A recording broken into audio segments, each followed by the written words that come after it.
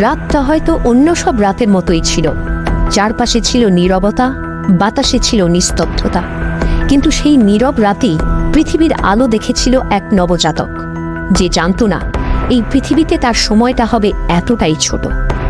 মায়ের বুক যেখানে সন্তানের সবচেয়ে নিরাপদ আশ্রয় হওয়ার কথা, সেই বুকের কাছ থেকেই নেমে এলো মৃত্যুর নির্মম ছায়া। বগুড়ায় চাঞ্চল্যকর ঘটনা। অভিযোগ উঠেছে নবজাতক সন্তানকে ব্লেড দিয়ে গলা কেটে পুকুরে ফেলে দিয়েছেন তাঁরই জন্মদাত্রী মা। স্থানীয়দের সন্দেহ ও তথ্যের ভিত্তিতে পুকুর থেকে উদ্ধার করা হয় ছোট্ট নিষ্পাপ শিশুটির মরদেহ। একটি কোমল প্রাণ, যে হয়তো একটু আদর, একটু ভালোবাসা আর বাঁচার সুযোগ চেয়েছিল।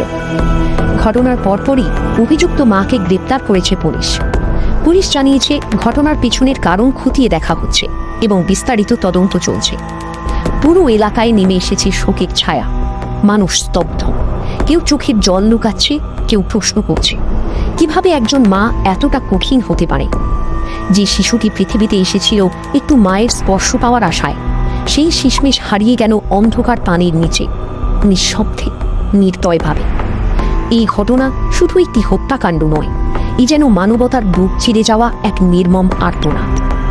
আরও আপডেট জানতে চোখ রাখুন আমাদের সঙ্গে।